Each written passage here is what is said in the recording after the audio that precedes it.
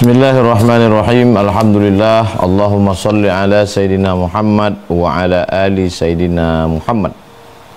Bang Alvin Firdaus beserta seluruh tim yang ada di Pontianak, Bapak Ibu, abang kakak adik, sahabat jamaah hijrah bersama Ustadz Abdul Somad yang dimuliakan Allah SWT. Tema kita malam ini orang tua yang durhaka. Banyak diriwayatkan dalam Tarbiyatul Aulad, buku-buku pendidikan anak menurut Islam, diantaranya tentang seorang mengadu kepada Sayyidina Umar Ibnul Khattab tentang anaknya. Lalu Umar yang bijaksana tidak langsung menghukum anaknya, tapi memberikan kesempatan kepada si anak ini untuk menyampaikan unek-uneknya, apa yang mau dia sampaikan. Lalu anak ini bertanya, apakah kami ini sebagai anak punya hak? Lalu Umar menjawab, kamu sebagai anak punya 3. Yang pertama, memberikan nama yang baik. Anak punya nama yang baik. Yang kedua, punya ibu yang baik. Ayah memiliki ibu yang baik. Yang ketiga, diberi makanan yang baik. Kata anak ini, nama saya tidak baik, ibu saya perempuan yang kurang baik, dan makanan saya pun tidak baik. Maka Umar bin Khattab berkata kepada bapaknya yang melaporkan anak, laqad aqaqatahu qabla an ya'uqqa alaik. Laqad aqaqatahu qabla an ya'uqqa alaik. Kamu sudah lebih dulu durhaka kepada anakmu sebelum anakmu durhaka kepadamu. Jadi anak durhaka salah satu sebabnya juga adalah karena ayah atau ibu atau dua-duanya yang tidak memberikan hak kepada anak. Maka pada malam hari ini, bagaimana supaya kita jangan durhaka? Apa yang mesti kita lakukan? Bisa dibuka surat Luqman, diawali dari ayat 13. A'udzu billahi minasyaitonir rajim. Wa idz qala Luqmanu li ibnihi wa huwa ya'izuhu. Poin yang pertama adalah ya'izuhu. Ya'izuhu artinya mau'izah. Mau'izah, suri tauladan, contoh yang baik. Jadi anak-anak ini perlu teladan. Kalau menyuruh dia sholat, kita sholat. Kalau menyuruh anak perempuan pakai hijab, ya kita menutup aurat sebagai perempuan. Kalau menyuruh anak bicara lembut, ya kita jangan teriak-teriak. Jadi poin yang pertama adalah ya'izuhu, nasihat yang dilakoni. Bukan yang nasihat diucapkan sampai di ujung lidah, di tepi bibir. Bukan hanya sekedar sampai seminar parenting. Bukan hanya sekedar sampai konten, tapi tidak ada aplikasinya. Makanya dalam Quran itu disebut ud'u ila sabili rabbika bil hikmati wal mau'izatil hasanati. Asal dari kata mau'izah adalah wa'adha ya'izu, nasihat yang dibarengi dengan perbuatan sejalan. Sekarang ini banyak sekali nasihat, kepandaian public speaking, keahlian menyusun kata, tapi dalam praktek nyatanya tidak benar, tidak betul. Maka dalam Islam, na'udzubillah, itu disebut dengan nifaq. Orangnya munafik. Jangan hanya pandai mengukir kata dengan suara intonasi karena lulus public speaking, lalu membuat seminar, tapi sebenarnya tidak memberikan nasihat. Nasihat bukanlah advice dalam bahasa Inggris. Nasihat lebih lengkap dari sekedar advice. Nasihat adalah ucapan yang diiringi dengan perbuatan. Nasihat hanya kata-kata tanpa perbuatan, kosong, hampa, tak bermakna. Jadi nasihat kepada anak, jangan main handphone. Ya kita jangan main handphone. Nggak bisa kita larang main handphone, kita di depan dia.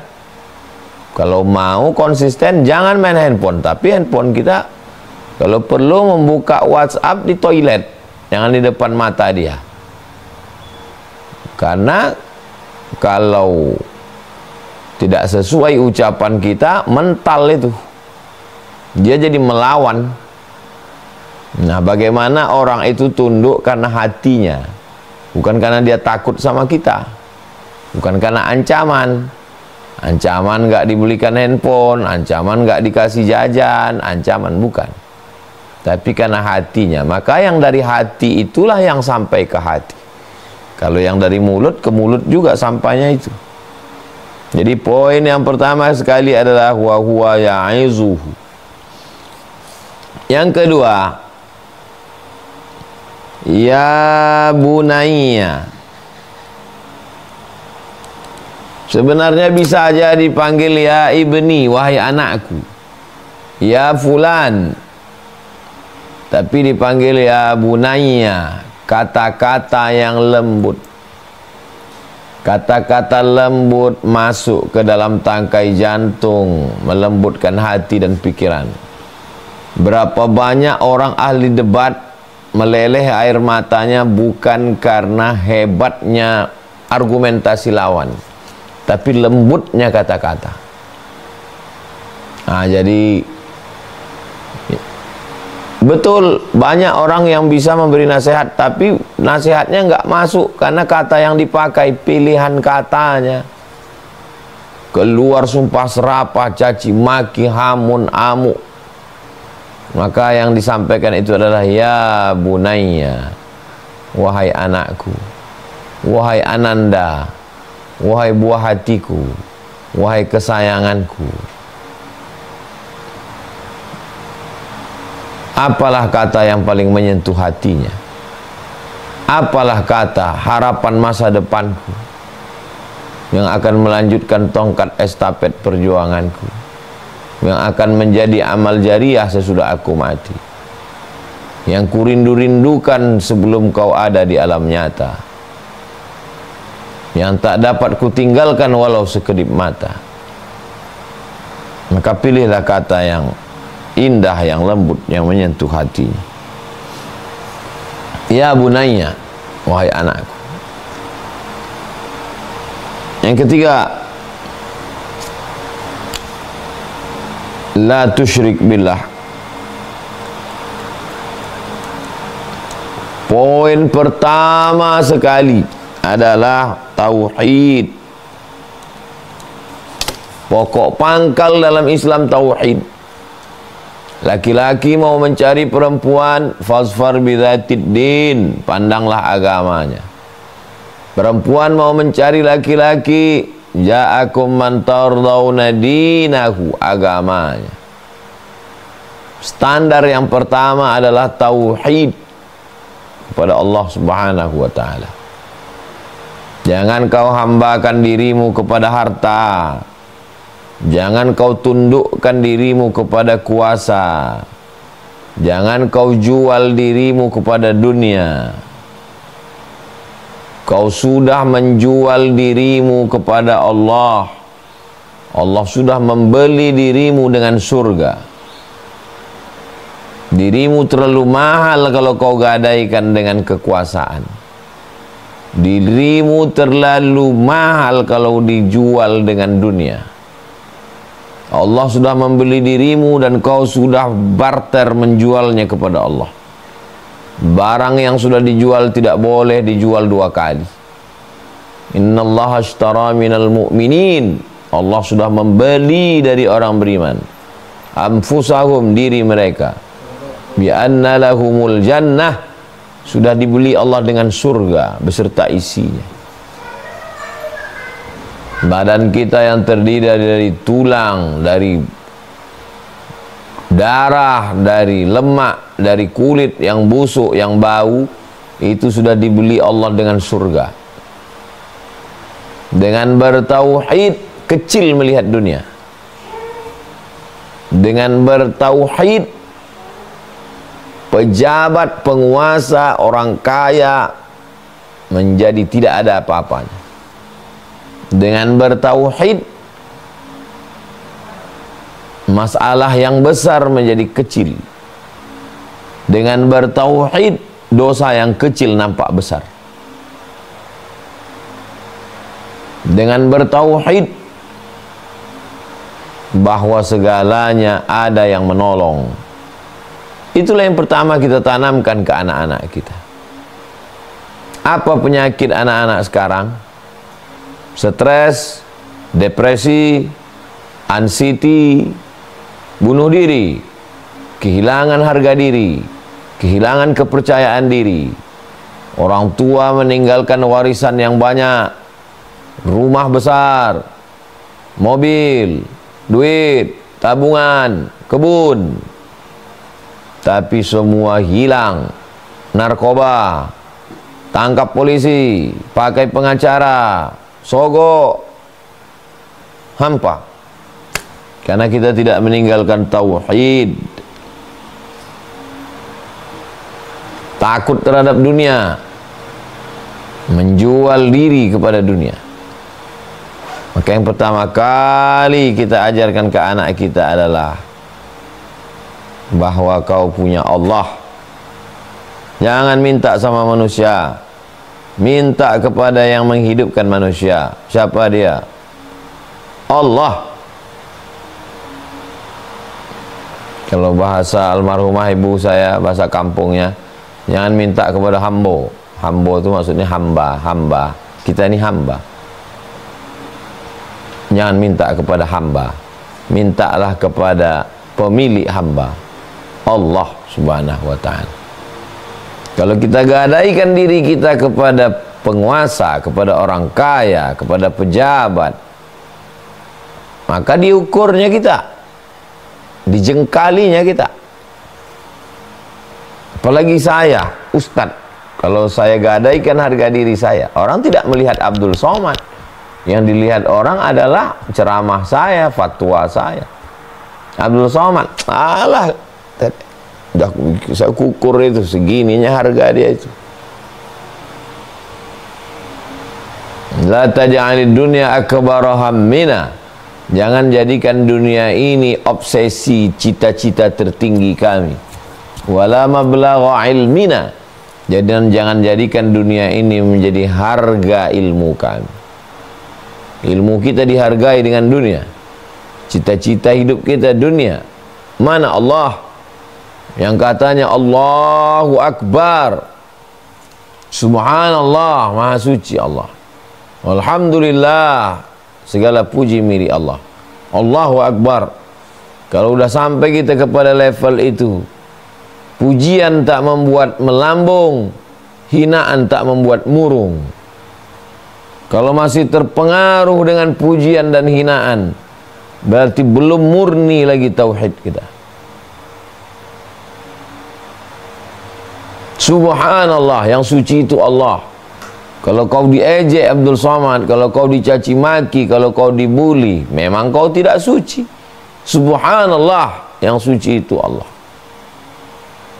Kalau kau dijatuhkan orang, kau dihina orang, alhamdulillah, segala puji hanya milik Allah, bukan punyamu. Ketika kau merasa puji-pujian itu punyamu, milikmu, saat kau dihina, kau down, kau dipanggil orang profesor, kau dipanggil orang datuk, kau dipanggil orang doktor, LCMA, bukan punyamu. Alhamdulillah, segala puji milik Allah. Tengok terjemahnya, segala puji milik Allah. Jadi kalau kita dihina orang, ya memang kita hina. Kalau saya dijelekkan orang, ya memang kita jelek, buruk, hitam, busuk, tanah. Siapa kita? Ketika kita memposisikan diri tinggi, kita direndahkan orang, kita marah. Tapi kalau kita sudah memposisikan diri rendah, Cemana lagi orang mau merendahkan kita? Allahu Akbar, yang besar itu Allah. Itulah tauhid. Itulah yang kita ajarkan ke anak-anak kita.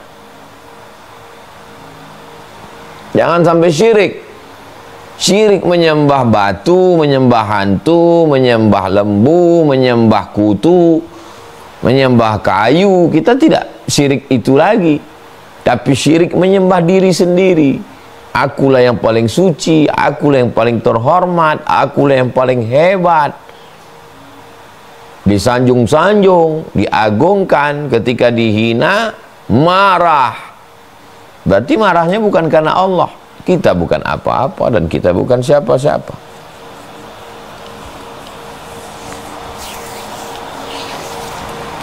Poin yang keempat,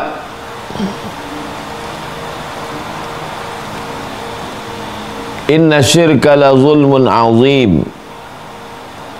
Menyadarkan dia anak bahwa ada dosa. Ada namanya dosa. Dosa besar, dosa kecil, dosa kepada manusia, dosa kepada Allah. Tapi dosa, segala dosa. Sekarang anak-anak tidak lagi, enggak ada dosa itu. Hidup ini ya, dulu kita secara adat ada namanya pantang. Pantang ini dibuat, tidak dosa. Pantang ini, tak boleh ini. Tapi sekarang sudah tak ada lagi aturan-aturan, baik aturan adat, aturan agama. Dengan majunya teknologi, orang-orang menyebarkan pemikiran melalui YouTube bahwa manusia ini ya hiduplah sesuka hatinya. Kalaupun ada pantang, nggak boleh. Itu kan menurut satu daerah, menurut satu suku, menurut agama. Itu kan buatan manusia. Ini dosa. Dosa ini ada kepada Allah, ada kepada manusia. Jangan zalim, jangan zina, jangan narkoba, jangan makan haram, jangan riba, jangan ganggu anak gadis orang, jangan rayu orang, jangan hina orang, jangan zolimi orang. Dosa kepada Allah, jangan syirik. Tapi di antara semua dosa-dosa ini, inna syirka la zulmun azim. Yang paling besar di antara semuanya adalah syirik. Kenalkan kepada dia bahwa ada dosa. Poin yang kelima, wa wasainal insana biwalidayhi. Kami wasiatkan kepada manusia terhadap kedua orang tuanya. Kepada kedua orang tua, dari mulai awal muncul ke dunia, sampai sekolah, sampai kerja, sampai nikah, sampai punya anak. Orang tua semua. Tapi fase yang mana yang ditekankan Allah? Fase yang ditekankan Allah adalah hamalathu ummuhu, dikandung oleh ibu, wahnan ala wahnin, lemah di atas lemah. Yang paling menarik di antara semua fase itu adalah merangkak, telungkup, telentang, lari. Bukan. Yang paling menarik adalah hamalathu ummuhu wahnan ala wahnin, dikandung ibu, lemah di atas lemah. Maka ceritakanlah itu kepada anak-anak. Kau dulu ku kandung. Bapak juga cerita, jangan kau lawan mak kau. Dia yang mengandungmu. Jangan kau tendang dia, jangan keras cakapmu ke dia. Aku tidak seberat dia. Muntah-muntah dia dulu sebulan ini, tak lalunya makan, busuk semua diciumnya di rumah ini. Berubah penciumannya, gara-gara kau ada di perutnya. Ceritakan itu. Kalau tidak, anak-anak ini tidak tahu. Bengkok tulang belakangnya, mengecil ususnya gara-gara besar kau di dalam perutnya. Meregang nyawa dia melahirkan kau dulu. Bukan sehari, 2 hari, 9 bulan, 10 hari dia menanggungkannya. Bengkak kakinya, hitam kulitnya. Nah, jadi ceritakanlah itu. Saya nggak bisa ngomong Pak Ustadz, tapi saya bisa buatkan film animasi. Bagus sekali. Gen Z milenial yang pandai buat film animasi. Wahnan ala wahnin judul filmnya. Wahnan ala wahnin.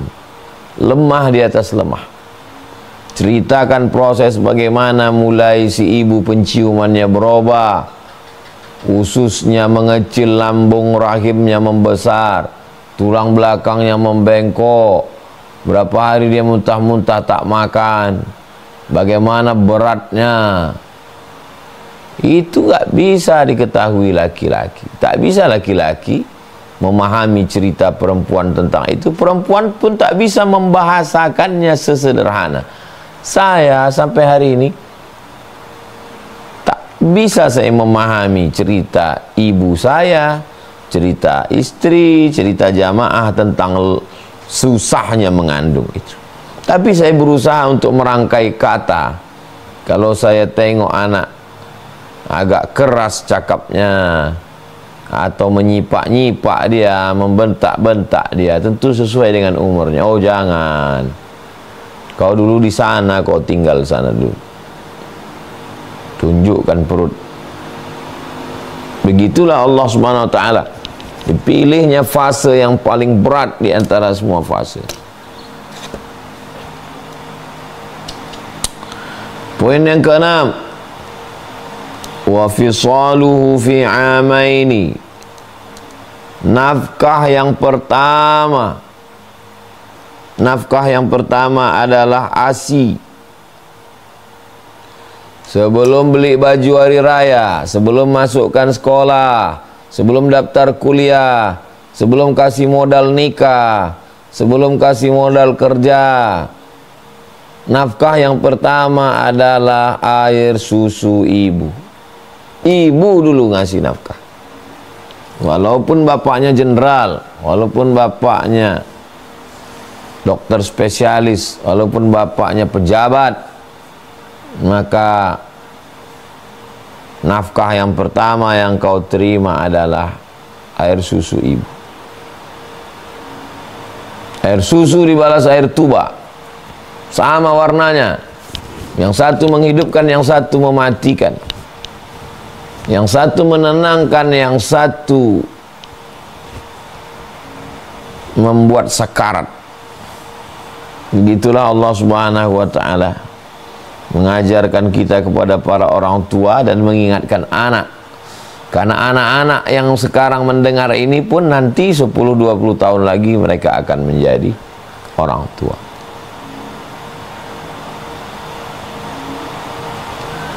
Tujuh, anishkurli, bersyukur. Jadilah dia menjadi orang yang bersyukur. Liyattakhidha minkum qalban syakira. Hendaklah kamu punya hati yang bersyukur. Memandang sesuatu itu dengan pandangan syukur, pandangan terima kasih. Karyawan bukan main lagi kepada atasannya, siap salah, siap komandan, padahal cuman ngasih gaji berapa. Tapi kepada Allah, dari mulai napas, detak jantung, langkah kaki, ayunan tangan, tak pernah siap dengan panggilan Allah. Maka anishkurli, bersyukurlah. Bersyukurlah padaku, kata Allah. Syukur artinya nampakkan bahwa ada nikmat Allah itu. Jangan sampai tak nampak, seakan-akan tak pernah ada nikmat Allah. Kalau dia nampak mesti kita merenung. Kalau tidak merenung tak nampak. Karena dia bukan sesuatu barang yang nampak. Merenung sejenak. Detak jantung, hembusan napas, lintasan pikiran, darah, jantung, buah pinggang, paru-paru. Tak nampak. Maka kita nampakkan yang tak nampak itu. Menampakkan sesuatu yang nampak itu syukur.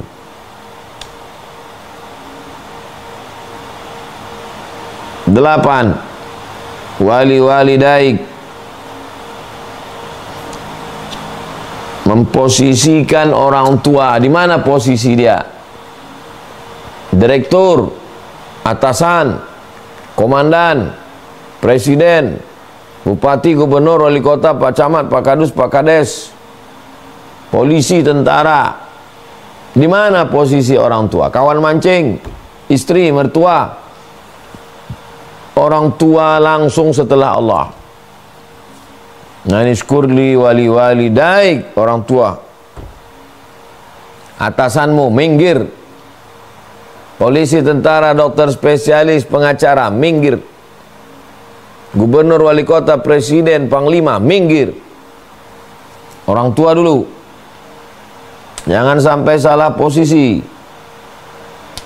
Saya beberapa kali memperhatikan orang foto sama saya, diusirnya orang tuanya. Sebentar ya Pak, sebentar ya, kami keluarga dulu. Oh, berapa kali jumpa saya. Sebentar ya Pak ya, sebentar ya, kami keluarga dulu. Keluarga kau istri sama anak. Keluarga yang paling utama orang tua. Apalah payahnya memotong crop itu.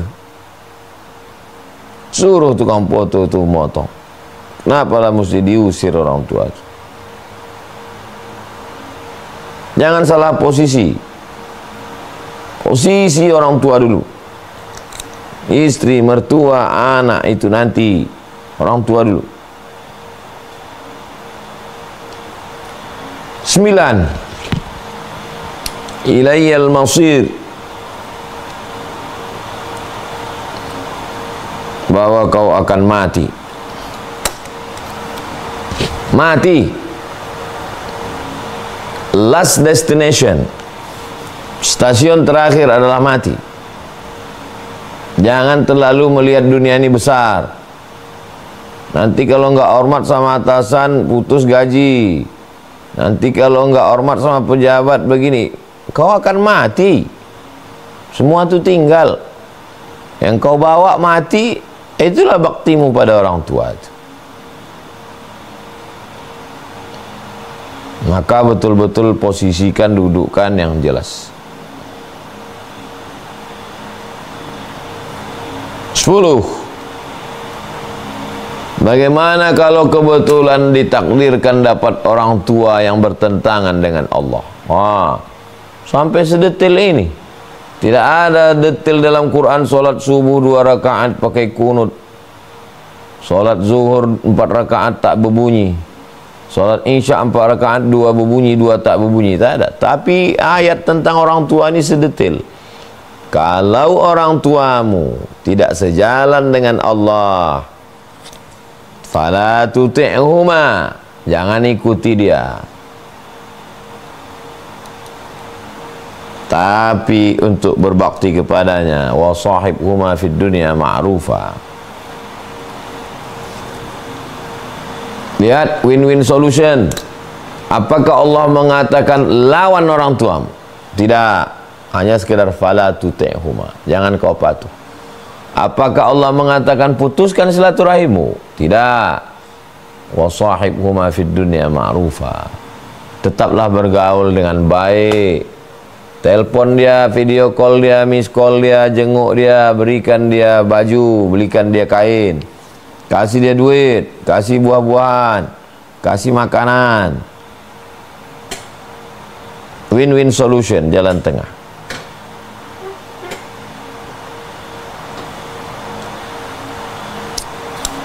Sebelas, siapa yang kita ikut? Wattabi' sabila man anaba ilayya. Ikuti orang-orang yang kembali ke jalanku. Nabi-nabi, rasul-rasul, wali-wali, sahabat Nabi, tabi'in. Ikuti jalan mereka. Bukan artis, bukan pejabat, bukan orang kaya, bukan orang viral. Ikuti jalan orang yang berbakti kepada orang tua. Nabi Musa bagaimana dengan ibunya? Nabi Ibrahim, Nabi Isa, Nabi Muhammad sallallahu alaihi wasallam.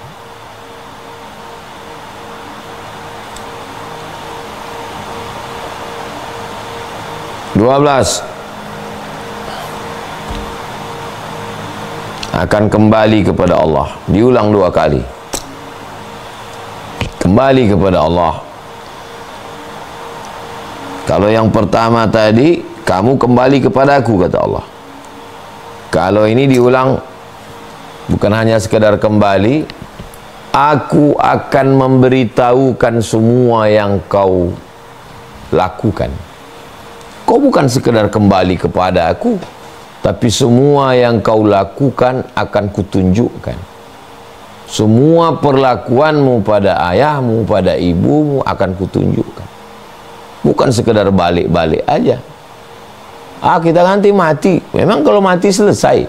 Semua perbuatanmu, kata-kata kasarmu, caci makimu, sumpah serapahmu, fa'unabbi'ukum, akan aku tunjukkan semuanya nanti. Kau akan menonton video film cerita perbuatanmu yang sudah kau lupakan itu.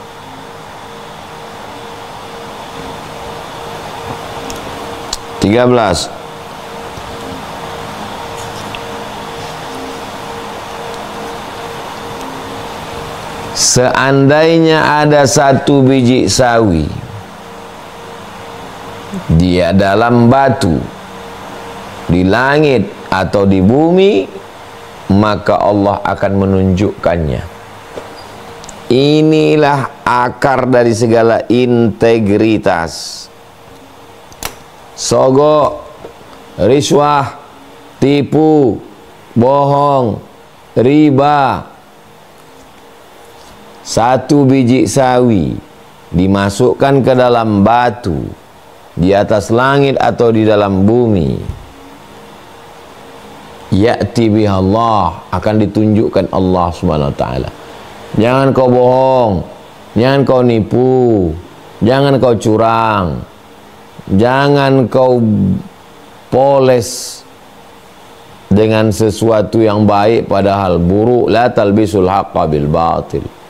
1 biji sawi di dalam batu, diletakkan di atas langit atau di dalam bumi, akan ditunjukkan Allah. Jangan kau nipu. Aku mungkin nggak tahu, CCTV mungkin mati, atasanmu pun kau pandai bersilat lidah, tapi Allah. Nanti kalau kau kerja seminar 3 hari, dipadatkan tanda tangan 1 hari, yang 2 hari itu haram. Jangan kau kasih makan anak bini. Kau keluar pakai pesawat Lion, tapi tiketnya Garuda. Jangan. Itu mobil dinas merah, kau beli plat hitam NK, kau bawa jalan-jalan. Jangan. Sebesar biji sawi masuk dalam batu, diletakkan di atas langit, di dalam bumi, akan ditunjukkan Allah. Integritas. 14. Aqimis shalah. Coba lihat, bukan nomor 1, 2 salat, ke-14 baru cerita salat. Bersih dulu, bersih, baru salat. Qad aflaha man tazakka wa dzakara asma rabbih fa shalla. Suci, zikir, salat. Jangan lupa, jangan putus hubunganmu dengan Allah. Jangan sampai kau tak salat.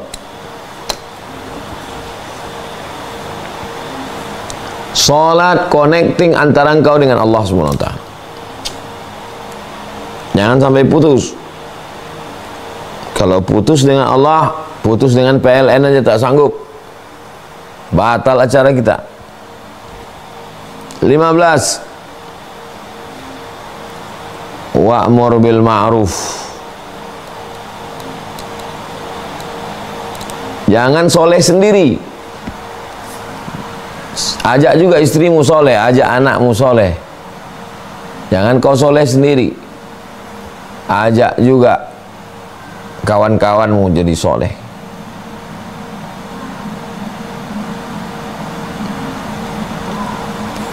(16) Wanha 'anil munkar. Jangan diam menengok kemungkaran. Kalau kau tengok ada perbuatan mungkar, larang, cegah. Kalau kau nanti jadi orang berseragam, bagus dengan kekuasaanmu. Kalau tidak bisa dengan mulutmu. 17. Nanti nak, dalam hidup ini macam laut, karangnya tajam, ombaknya kencang, angin puting beliung, sampan kau kayu lapuk. Wasbir ala ma asabak. Sabar. Apapun yang kau hadapi, kau mesti sabar. 18.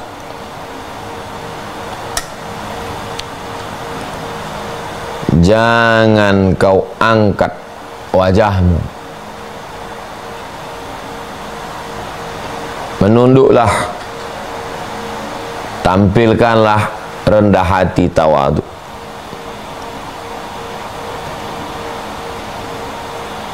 Walaupun kau sudah sholat, kau sudah amar ma'ruf, kau sudah nahi mungkar, kau sabar, jangan sekali-kali kau mentonjolkan. Menunduklah, tawadu, rendah hatilah.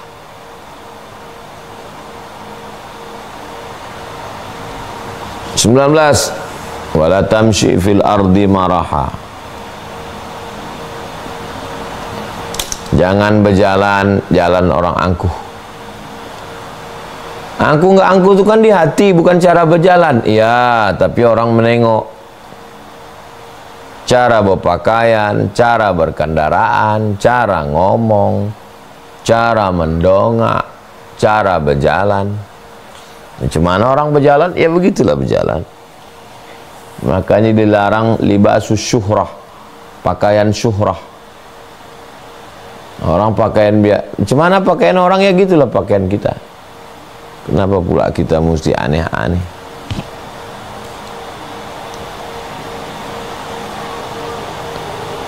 (20)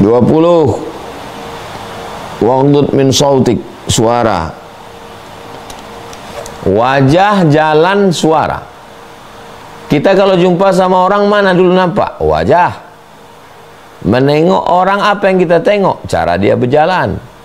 Setelah jumpa dengan orang, apa yang kita tengok? Cara bicara. Berapa banyak orang berilmu kita nggak respect. Kenapa? Iya, sombong. Saya kalau udah nampak saya orang sombong, udah kenyang duluan saya. Nahnu nahkumu bizawahir. Kita menengok zahirnya. Wallahu yatawallas sarair. Adapun batinnya, ya Allah yang tahu. Itulah dia 20 poin. Mudah-mudahan kalau ini kita ajarkan ke anak-anak kita dengan contoh dari kita, kita tidak jadi anak yang durhaka. 20 ini kita amalkan, kita laksanakan, kita sampaikan ke anak kita. Kau lembutkan suaramu, kita bercakap dari dapur sampai ke jalan. Kau jalan sopan, kita berjalan petantang petenteng. Wajahmu kau tundukkan, kita nantang-nantang orang.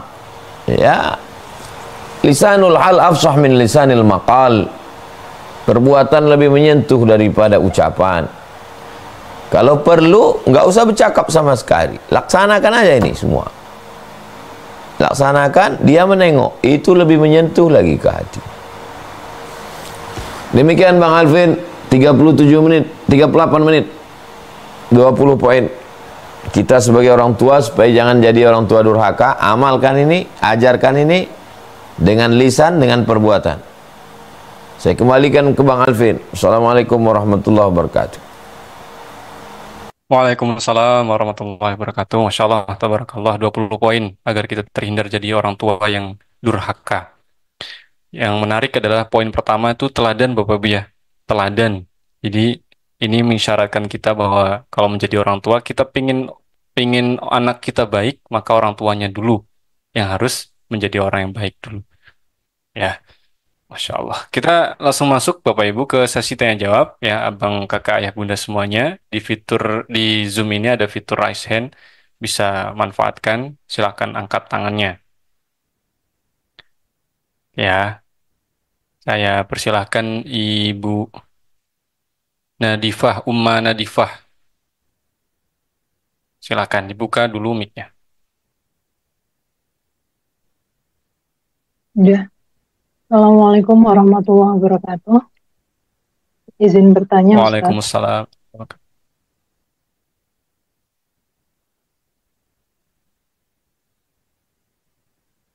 Ibu, mic-nya mati, dibuka lagi. Sudah? Nah, sudah, silakan. Assalamualaikum, Ustadz. Izin bertanya.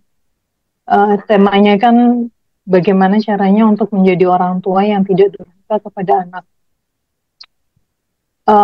Tadi kan memilih pasangan yang mengerti tentang agama.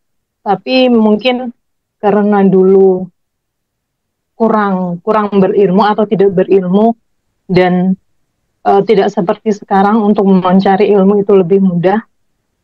Jadinya mungkin bukan hanya saya, mungkin ada juga banyak di luar sana orang-orang yang salah untuk memilih pasangan. Yang mungkin kriteria pasangan itu bukan dilihat dari agama, tapi dilihat dari kemapanan atau finansial seperti itu. Jadi dalam perjalanan pernikahannya itu banyak hal yang tidak seharusnya dilakukan menjadi dilakukan dan berdampak kepada pernikahan sampai akhirnya tidak bisa dipertahankan dan berpisah.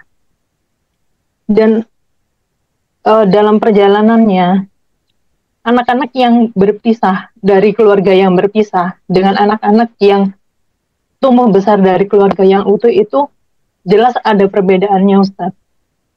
Terus bagaimana cara saya mendidik anak dengan posisi saya seorang single parent dan bagaimana menanamkan kepada anak untuk menerima keadaan sedangkan di lingkungan sekitarnya anak-anak saya itu kebanyakan berada dari lingkungan keluarga yang utuh. Dan jujur merasa bersalah ketika saya melihat ada kekecewaan, ada harapan, ada keinginan yang tidak bisa saya berikan. Apalagi posisi single parent dengan dua anak remaja yang tumbuh dewasa tanpa pendampingan dari saya. Bagaimana cara saya untuk tetap bisa dekat dengan mereka di saat posisi saya jauh, dikarenakan saya harus menjadi pekerja migran untuk memenuhi kebutuhan pendidikan.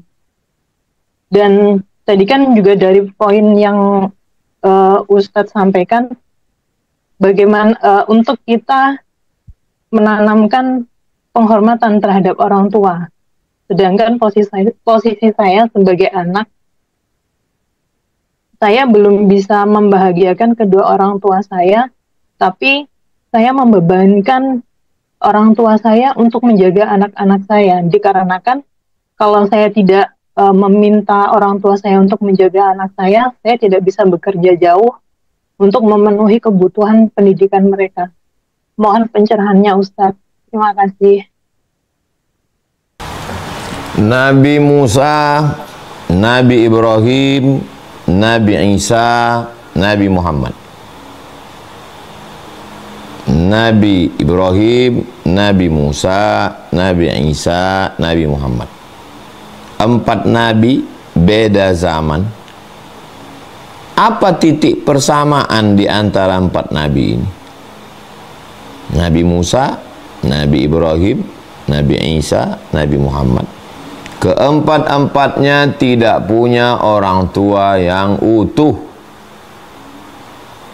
Jadi kalau ada anak bilang saya ini nakal nih karena orang tua saya nggak utuh, alasan saja itu. Tidak ada karena orang tua nggak utuh lalu itu hanya mengkambing hitamkan orang tua. Oh, ini kan nabi-nabi Ustadz, manusia yang biasa. Imam Syafi'i, utuhkah orang tuanya? Imam Syafi'i itu meninggal bapaknya di Gaza sekarang, dibawa pindah ke Makkah.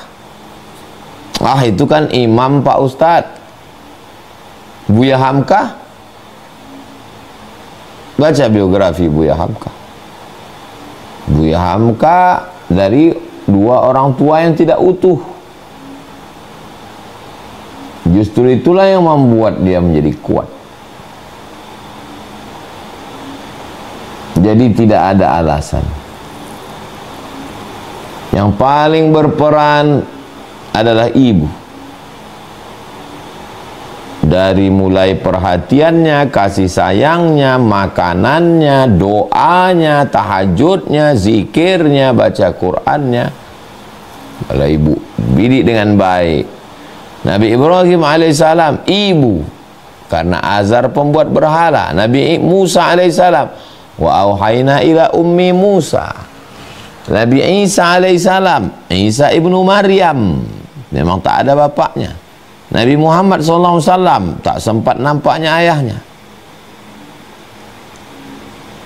Jadi ibu-ibu jangan berkecil hati kalau kebetulan memang ditakdirkan membesarkan sendiri. Kalau memang dalam keadaan sulit, susah, payah, bekerja di luar kota atau bekerja dalam kota, anak masih kecil, satu-satunya jalan hanya minta bantuan orang tua. Ad-darurat tubihul mahzurat dalam kaedahnya. Keadaan yang darurat membolehkan yang terlarang. Ayah, emak, ibu, kalian sudah membesarkan aku, menyekolahkan aku, tapi aku tidak seberuntung yang lain. Mestinya kalian ku kasih duit pergi umroh ke tanah suci, tapi nasibku, aku sekarang sedang menjaga anakku. Kalau ku jaga anakku, aku tak makan karena aku kerja. Kalau aku kerja, anakku ini tak ada yang ngurus, tolonglah aku sampai waktu tertentu, sampai anak ini nanti mapan, sampai anak ini siap. Insya Allah kalau udah taman SD, ku masukkan dia ke pondok. Ngomong, speak up, jangan aniaya orang tua, sampaikan ke dia supaya dia jangan salah tangkap, salah sangka. Itulah yang bisa kita lakukan. Demikian Bang Alfred, demikian Ibu. Wallahu a'lam bishawab. Terima kasih Ustaz. Satu lagi Ustaz, izin minta doanya karena sekarang putra-putri saya sedang di pondok pesantren. Mohon doanya supaya mereka, Allah kasih kelancaran, Allah kasih kemudahan, Allah berikan jalan-jalan terbaik buat mereka, berada di lingkungan yang baik, berada di antara orang-orang yang baik, dan pada akhirnya mereka bisa membawa kemanfaatan untuk agama Allah. Itu Ustaz. Menghafal doa, jangan membaca doa macam beu, tapi berdoalah kepada Allah. Ya Allah, lembutkan hati anakku, kuatkan dia di pondok, buat dia bisa mendengar gurunya, lapangkan hatinya belajar, buat dia betah, buat dia menjadi anak soleh, solihah, jadikan dia orang yang berbakti, sadarkan dia, buat hatinya sabar, buat pikirannya cerdas, buat dia jadi anak yang berpikir. Jadi bukan merangkai kata, jadi tukang baca puisi di depan Tuhan. Memang betul-betul meminta kepada Allah.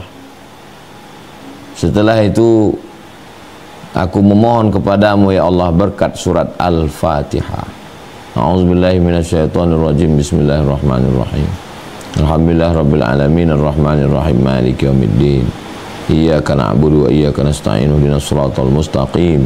Shiratal ladzina an'amta 'alaihim ghairil maghdubi 'alaihim waladdallin. Amin. Tutup dengan selawat. Tak diterima doa kita kalau tak berselawat.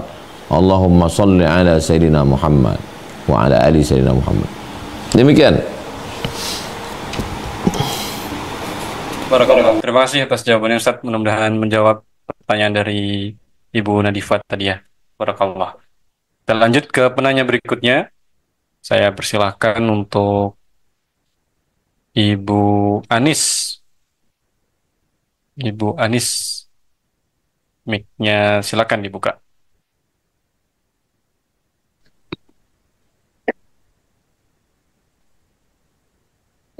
Silakan Ibu. Assalamualaikum. Ya, sudah.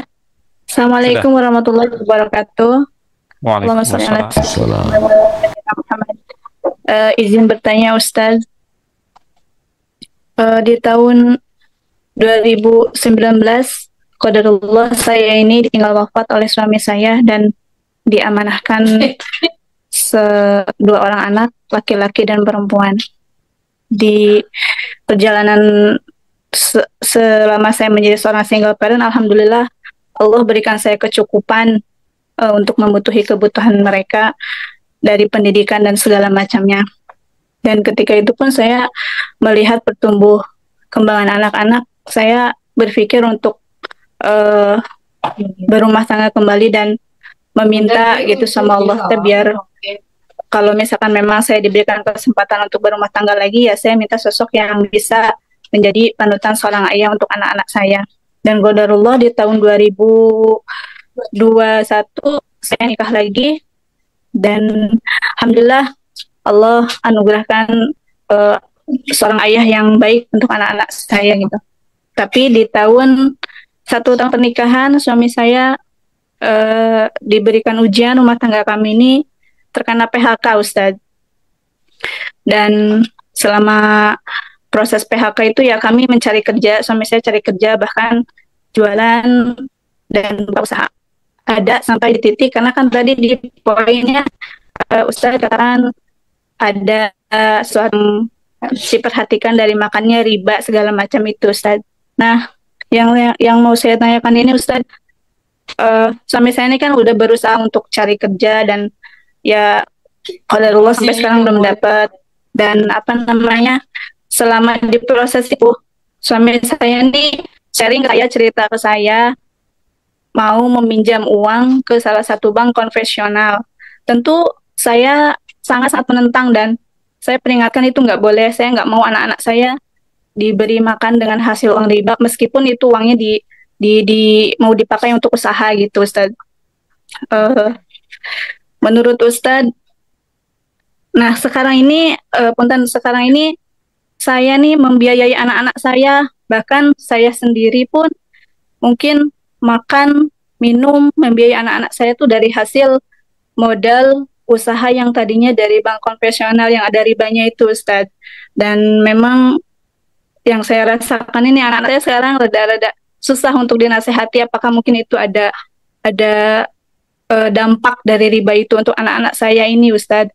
Lalu bagaimana solusinya untuk saya bisa keluar dari zona ini, karena memang mata pencaharian kami itu cuman itu untuk saat ini gitu Ustadz. Saya mohon pencerahannya Ustadz. Terima kasih. Assalamualaikum warahmatullahi wabarakatuh. Waalaikumsalam. Tidak ada alasan sekarang untuk terjebak riba karena banyaknya bank syariah. Ada akadnya murabahah permodalan, ada mudharabah bagi hasil. Saya baru pulang dari kecamatan, bukan kabupaten, kecamatan Seberida, Kabupaten Indragiri Hulu, yang sudah 10 tahun mengelola Baitul Mal wat Tamwil, punya gedung, punya aset miliaran yang awalnya 27 juta. Kenapa bapak-bapak Baitul Mal wat Tamwil amanah ini bisa? Kami punya siasat Ustadz, kami tidak minjamkan uang, tapi kami meminjamkan barang, sehingga orang menjual barang nanti dia cicil ke kami. Nah, jadi kalau sudah terjerumus, maka tidak ada jalan lain kecuali untuk dicicil, dibayar. Karena tidak bisa kita mengelak, kita tinggal di negara hukum. Kalau tidak bayar, kita di penjara. Adapun memakan duit riba karena terdesak daripada mati, boleh makan babi daripada mati. Riba sama babi sama-sama haram. Sudah tak ada lagi pilihannya makan riba atau mati. Tak boleh pilih mati. Mudah-mudahan diberikan Allah rezeki. Ini menambah beban lagi Bang Alvin. Jadi kita tidak hanya sekedar ngaji, mungkin di grup kita, komunitas kita ada orang yang punya perusahaan, perlu pekerja, kita pertemukan dengan orang jamaah sahabat saudara kita yang mau bekerja tapi tak tahu mau kemana. Nah, jadi kita tidak hanya sekedar ngaji, habis itu selesai, kita saling kenal mengenal, tahu ini tinggal di sini, tinggal di satu kota, ada yang punya dosmir, ada yang punya mobil kotor. Kita pertemukan antara yang punya dosmir dengan yang punya mobil kotor. Bukan gratis. Jangan kesannya kalau udah sama ngaji gratis. Saya tidak mau gitu. Business is business. Pengajian ini mempertemukan. Ada yang punya catering, ada yang mau nikah anak. Nah, kita ngaji ini mempertemukan orang yang mau nikahkan anak dengan orang catering. Ini sekedar gambaran. Mudah-mudahan Allah berikan jalan keluar. Wa may yattaqillaha yaj'al lahu makhraja. Siapa yang bertakut kepada Allah, Allah berikan jalan keluar. Itulah jawaban saya terhadap masalah. Jangan putus asa, tetap semangat, minta sama Allah. Hidup ini tak ada yang lepas dari ujian. Mudah-mudahan Allah menolong ibu, menolong suami, menolong anak-anak semua. Demikian, wallahu a'lam bishawab.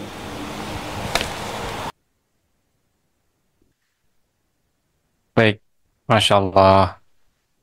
Sejuk dengarnya. Kita lanjut nanya berikutnya. Eh,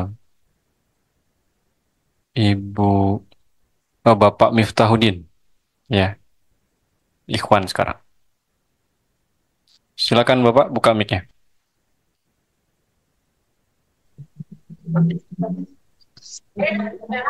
Assalamualaikum warahmatullahi wabarakatuh. Assalamualaikum. Ustaz, perkenalkan, nama saya Muhammad Miftahuddin dari Serang, Banten. Ustaz,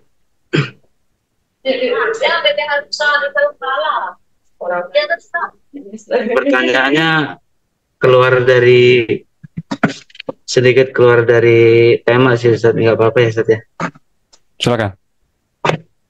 Iya. Jadi saya ini masih bujang Ustaz. Jadi ada temen yang udah tunangan. Nah, jadi ini tentang apa ya? Tentang uang sih Ustaz, tentang menafkahi. Jadi ada sepasang bukan suami istri, temen udah tunangan, dan si cowoknya ini Ustaz ngasih nafkah ke si ceweknya ini gitu, selalu ngirimin uang gitu untuk si ceweknya, untuk tunangannya ini Ustaz. Gitu. Hukumnya apa itu Ustaz kalau ngasih ngasih menafkahi. Menafkahi pacar gitu ya. Iya, bukan pacar sih, tunangan ini udah benar-benar udah tunangan. Udah ta'aruf ke orang tuanya juga. Itu udah resmi. Itu Ustaz. Itu aja pertanyaan dari saya Ustaz. Makasih. Orang yang bertunangan belum ada kewajiban memberikan nafkah, maka pemberiannya itu adalah hadiah. Orang yang bertunangan, perempuan yang diberi hadiah, dia mesti tanya jelas baik-baik. Jangan nanti kalau tidak jadi nikah, putus, dia minta balik. Ini kau kasih betul-betul ikhlas lillahi ta'ala. Jangan nanti kalau tak jadi nikah, semua pemberian suruh pulangkan semua. Sebaiknya tidak terlalu habis-habisan karena belum menikah. Baiknya untuk ditabung saja untuk persiapan nikah, untuk mahar. Dan tidak ada kontak. Tidak ada kontak dalam proses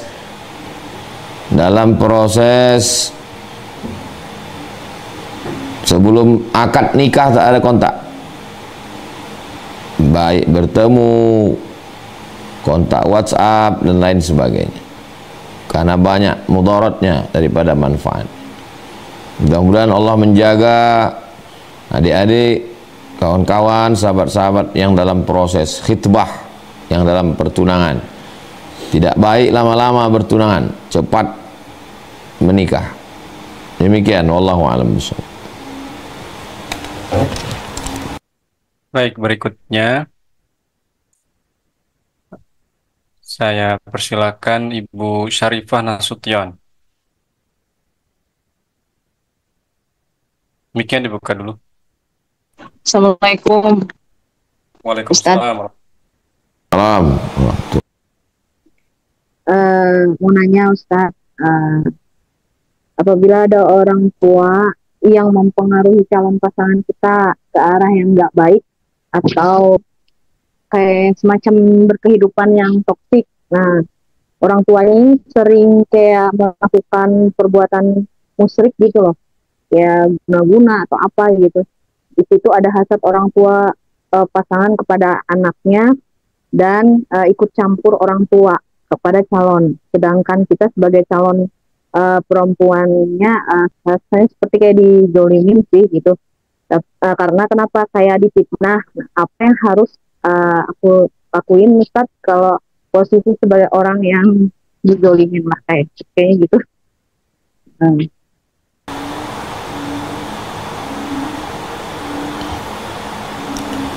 Sebagai seorang laki-laki,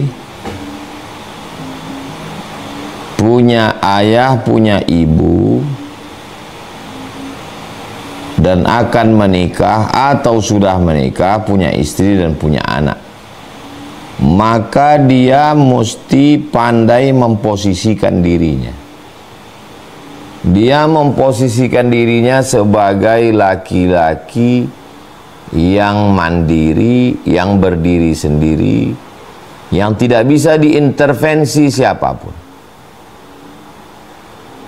Kalau istrinya menghasut untuk melawan ibunya, dia sadar.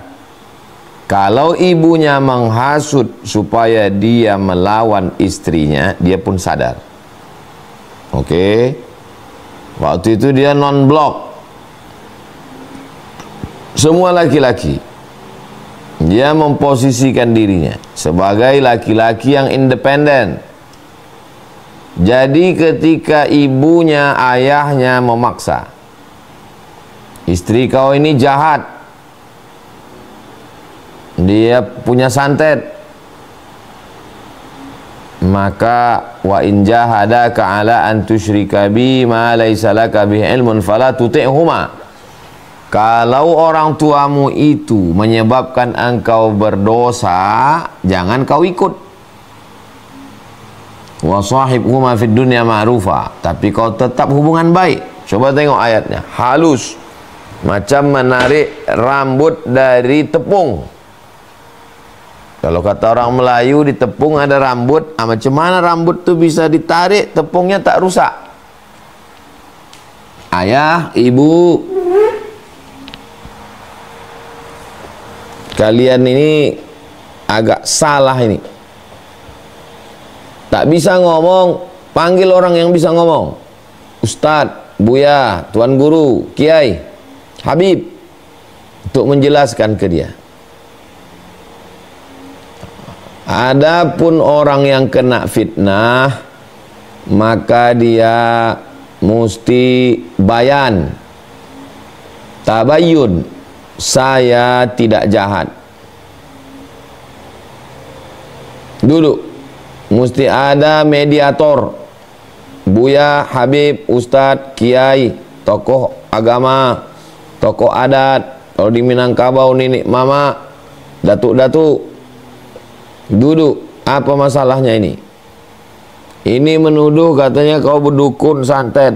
Wallahi tallahi billahi, aku tidak ada pakai dukun, tak ada pakai santet. Dalam Islam yang paling tinggi sumpah. Habis sumpah itu tak ada lagi. Mau mubahalah, mubahalah jangan. Mubahalah hanya Nabi dengan orang kafir. Kalau memang aku kau tuduh pakai dukun santet, ternyata tidak, kaulah yang dilaknat Allah. Nah, itu udah puncak, itu udah. Jangan dilakukan. Jadi sebagai kepala rumah tangga, sebagai anak, punya pendirian, punya sikap. Karena kalau tidak nanti akan menjadi orang yang zalim, aniaya. Demikian, wallahu a'lam bishawab. Baik, kita masuk penanya terakhir Bapak ya. Sudah jam 9 lewat, 9:05. Bapak Irwan Indratomo. Fadhol Bapak, buka mic-nya, sampaikan pertanyaannya. Assalamualaikum warahmatullahi wabarakatuh. Waalaikumsalam warahmatullahi wabarakatuh. Ya, izin bertanya Ustadz. Saya ayah dari 3 orang anak, yang 2 sudah remaja, SMA dan SMP, dan masuk di pondok pesantren. Nah, ketika anak-anak masuk ke pondok, HP-nya kan ditinggal ya di rumah. Nah, terus HP-nya kita buka gitu. Dan memang kita dapat informasi yang ya beberapa yang cukup mengejutkan gitu. Tapi nggak saya bahas di sini, Ustadz. Yang saya ingin tanyakan ini, Ustadz. Jadi terakhir itu kan anak saya pulang untuk pesiar, kemudian dia minta HP-nya lagi. Nah, ketika dia buka, dia tahu kalau ini habis dibuka oleh orang tuanya gitu. Dan yang di rumah kan hanya istri saya, karena saya bekerja di luar kota. Nah, yang anak saya nomor 2 itu, yang laki-laki, ini dia marah pada ibunya, sambil agak keras itu suaranya. Dia tidak suka, ini privasinya terganggu gitu. Nah, terus dia habis itu kembali ke pondok, dia diam-diam membawa HP-nya ke pondok. Tapi sekarang udah ketahuan, Ustaz, sudah kena sidak, sudah kena razia. Nah, yang ingin kami tanyakan, Ustaz, ketika nanti dia pulang, ini kan istri saya cuma sendiri di rumah ya, Ustaz, sama yang nomor 3 yang masih balita. Nanti bagaimana terutama istri saya, ibunya itu menghadapi anak yang nomor 2 ini, karena dia seperti sudah kehilangan kepercayaan pada kami sebagai orang tuanya. Dia merasa seperti Berapa umur anak? Berapa umur anaknya? umur 14 tahun, Ustaz, kelas 9 SMP. Takut sama anak umur 14 tahun. Karena anaknya memang besar, Ustaz. Anaknya sudah tinggi, terus besar, dan dulu memang pernah beberapa kali berkata kasar pada ibunya. Nah, nanti ketika pulang ini bagaimana kami menghadapi anak kami tersebut gitu Ustadz.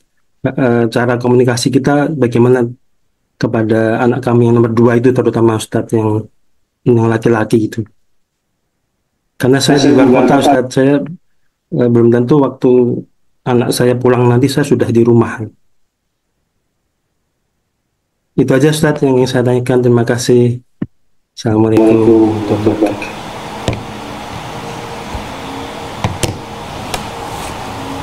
Aneh juga bisa orang tua takut sama anak.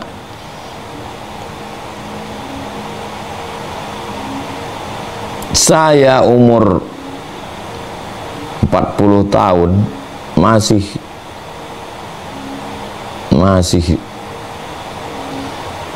dinasehati orang tua.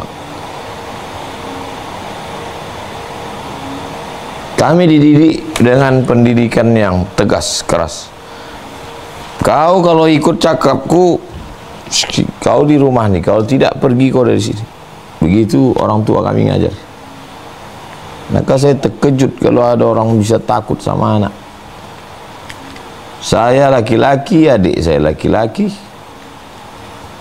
Waktu orang tua kami umur 70, kami udah umur 40. Tahun 2019 saya sudah 30, sudah 42, adik saya 39, laki-laki dua-dua, besar-besar, tak berani kami melawan. Ya tak, orang tua ini tidak ada jalan lain, kau sampai mati anak. Kalau kau ikut cakapku di sini, kalau tidak,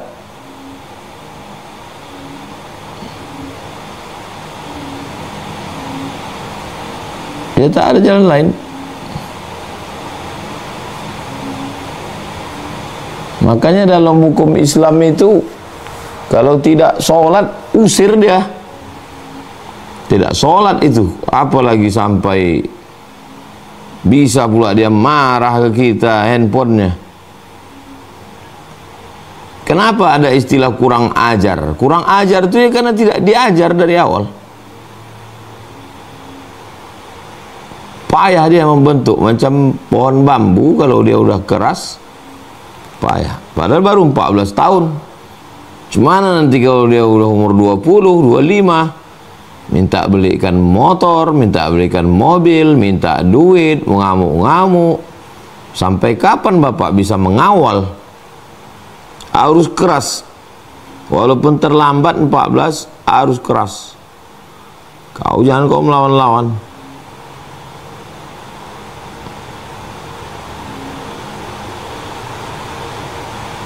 Tegas, keras, jangan takut. Kalau takut, sama dengan membesarkan api itu. Itu baru 14 tahun. Bagaimana nanti kalau dia udah makin besar?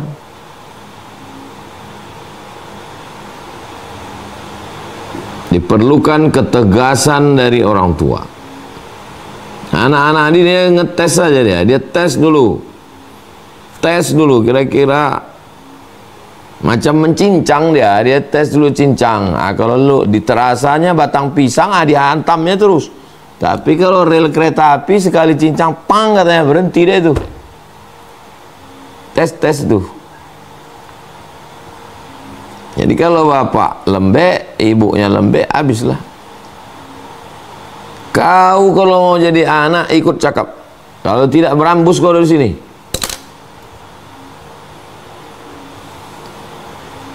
Perlu ketegasan orang tua. Pendidikan, nasihat, ketegasan, doa. Setelah itu tawakal Allah. La haula wala quwata illa billah. Demikian Pak, demikian Bang Alvin. Wallahu a'lam bishawab.